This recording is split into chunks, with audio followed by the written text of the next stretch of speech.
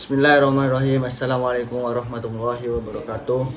Perkenalkan, nama saya Muhammad Sarafuddin, mahasiswa UIN Sunan Ampel, Surabaya, Fakultas Syariah dan Hukum, Prodi Hukum Pidana Islam. Di sini saya akan menjawab pertanyaan dari konten YouTube Pelita Hati, beberapa persoalan tentang hukum pidana Islam. Itu ada 3 pertanyaan. Salah satunya yaitu, yang pertama yaitu, bagaimana pendapat Anda tentang hak asasi manusia di dalam hukuman mati? Apakah masih ada hak asasi manusia di dalamnya atau sudah dilanggar? Yang kedua yaitu, apakah perbedaan pokok antara hukuman mati yang ada di had atau hudud, kisos, dan takzir? Yang ketiga yaitu, apa perbedaan muhson dalam jarimah zina dan muhson dalam jarimah qadhaf? Di sini saya akan menjawab satu persatu. Saya akan menjawab yang pertama, yaitu bagaimana pendapat Anda tentang hak asasi manusia di dalam hukuman mati? Apakah masih ada hak asasi manusia di dalamnya atau sudah dilanggar? Berbicara hak asasi manusia tidak hanya dianut oleh sistem hukum barat, akan tetapi juga dijunjung tinggi dalam hukum Islam. Eksistensi hukum Islam dalam menetapkan hukum bertujuan untuk merealisasikan kemaslahatan umum, memberikan kemanfaatan dan menghindari kemafsadatan kepada umat manusia. Kemaslahatan tersebut terangkum dalam sebutan al-masalih al-khamsah, yaitu 5 pokok kemaslahatan dalam kehidupan manusia yang mencakup terpeliharanya agama, jiwa, akal, harta benda, keturunan, atau kehormatan. Menurut saya, hak asasi di dalam hukuman mati itu masih ada. Mengapa begitu? Kita mengambil di negara kita sendiri. Di Indonesia, pemberlakuan hukuman mati di Indonesia bukan tanpa alasan. Hak hidup memang harus dijunjung tinggi atas nama hak asasi manusia. Akan tetapi, kewajiban asasi atau dasar juga wajib untuk dilakukan. Hukuman mati masih diterapkan di Indonesia dan tertuang dalam hukum positif Indonesia, yaitu pasal 10 KUHP, dan termasuk sebagai pidana pokok. Hal tersebut juga didukung dengan kualifikasi tindak pidana yang bisa dikategorikan atau diancam dengan pidana mati, antara lain tindakan makar ataupun mengajak negara asing untuk menyerang Indonesia. Begitu juga dalam rancangan KUHP juga terdapat pengaturan pidana mati. Hukuman mati atau yang sering disebut dengan pidana mati bertentangan dengan ketentuan internasional hak asasi manusia, terutama pasal 3 DUHAM, yaitu hak untuk hidup. Namun terdapat pengecualian dari pasal tersebut, yaitu pasal 4 ayat 1 ICCPR derogable right, yang pada intinya hukuman mati dapat dilaksanakan dengan kualifikasi kejahatan tersebut membahayakan publik. Jadi, hukuman mati adalah suatu hukuman atau vonis yang dijatuhkan sebagai bentuk hukuman terberat yang dijatuhkan atas seseorang akibat perbuatannya.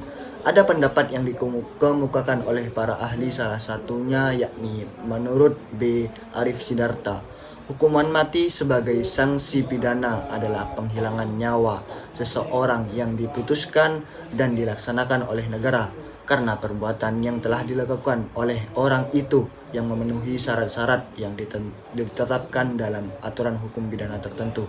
Jadi hukuman mati ini tidak semena-mena langsung dihukum, tapi ada proses-proses tertentu, ada prosedur-prosedur tertentu yang berjalan, begitu. Yang kedua yaitu pertanyaan tentang apakah perbedaan pokok antara hukuman mati yang ada di had atau hudud, kisos, dan takzir. Perbedaan pokok hukuman mati, had atau hudud, kisos, dengan takzir yakni, yang pertama yaitu hudud.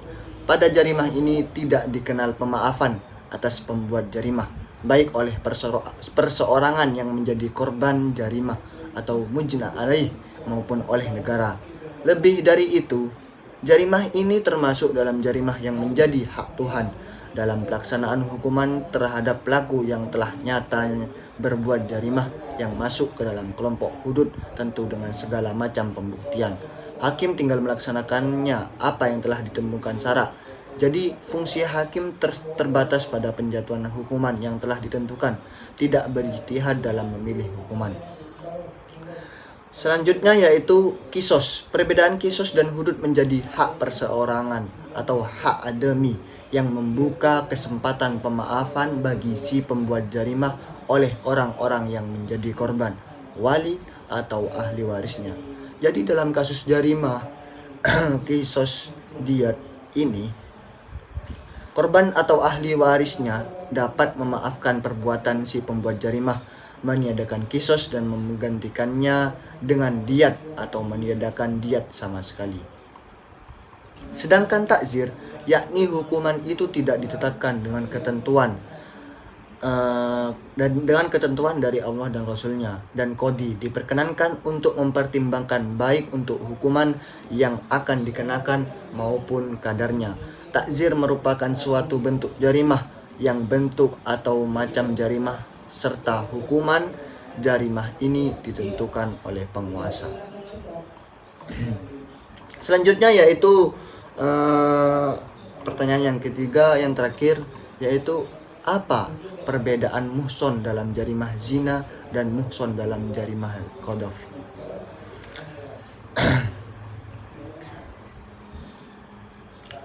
Muhson dalam hukuman zina, muhson dalam jarimah zina.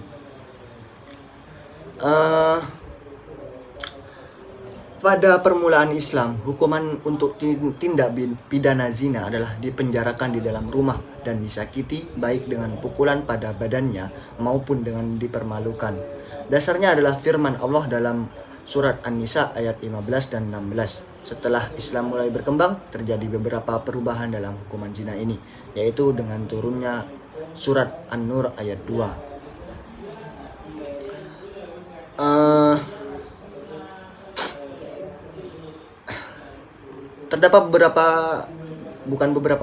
Terdapat dua macam hukuman zina, yaitu yang pertama hukuman untuk pezina ghairu muhson, dan yang kedua yaitu hukuman untuk zina muhson. Yang pertama yaitu terdapat dua bagian. Hukuman untuk pezina ghairu muhson. Zina ghairu muhson adalah zina yang dilakukan oleh laki-laki dan perempuan yang belum berkeluarga. Hukuman untuk zina ghairu muhson ini ada dua macam, yaitu yang pertama yaitu hukuman dera. Apabila jejaka dan gadis melakukan perbuatan zina, maka mereka dikenai hukuman dera sebanyak 100 kali. Hal ini didasarkan pada firman Allah Subhanahu wa taala dalam surat An-Nur ayat 2 dan sabda Nabi Muhammad SAW sebagaimana hadis yang diriwayatkan oleh Ubadah bin As-Samit. Yang kedua yaitu hukuman pengasingan. Hukuman yang kedua untuk pezina ghairu muhson adalah hukuman pengasingan selama 1 tahun. Terakhir yaitu macam hukuman untuk zina muhson. Zina muhson adalah zina yang dilakukan oleh laki-laki dan perempuan yang sudah berkeluarga atau bersuami istri. Hukuman untuk pelaku zina muhson ini ada dua macam, yaitu yang pertama yaitu dera 100 kali, yang kedua yaitu rajam. Muhson dalam hukuman qadhaf. Muhson dalam jarimah qadhaf, maksud saya begitu. Unsur-unsur jarimah qadhaf yaitu ada 3.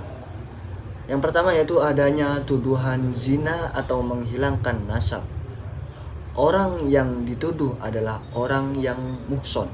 Yang ketiga yaitu adanya maksud jahat atau niat yang melawan hukum. Apa itu qadhaf? Sebelumnya, apa itu qadhaf? Qadhaf itu adalah menuduh zina. Dasar hukum tentang syarat ihsan untuk makdhuf, yaitu orang yang tertuduh makdhuf itu, ini adalah surat An-Nur ayat 4. Dalam ayat yang pertama surat An-Nur, yang dimaksud dengan ihsan adalah yaitu bersih dari zina menurut satu pendapat, dan yaitu merdeka menurut pendapat lain. Hukuman untuk jarimah qadhaf ada dua macam, yaitu sebagai berikut. Yang pertama yaitu hukuman pokok, yaitu jilid atau dera sebanyak 80 kali. Hukuman ini adalah hukuman had yang telah ditentukan oleh syara, sehingga ulil amri tidak punya hak untuk memberikan pengampunan. Adapun bagi orang yang dituduh, para ulama berbeda pendapat. Menurut madhab Syafi'i, orang yang dituduh berhak memberikan pengampunan karena hak manusia lebih dominan daripada hak Allah. Sedangkan menurut madhab Hanafi, korban tidak berhak memberikan pengampunan karena di dalam jarimah qadhaf, hak Allah lebih dominan daripada hak manusia. Yang kedua yaitu hukuman tambahan, yaitu tidak diterima persaksiannya dan dianggap orang yang fasik. Para ulama berbeda pendapat dalam menentukan gugur atau tidaknya kesaksian pelaku jarimah qadhaf setelah bertobat. Menurut Imam Abu Hanifah, tetap tidak dapat diterima kesaksiannya, sedangkan menurut Imam Ahmad, Imam Syafi'i, Imam Malik dapat diterima kembali persaksiannya apabila telah tobat. Sekian dari saya, kurang lebihnya mohon maaf. Assalamualaikum warahmatullahi wabarakatuh.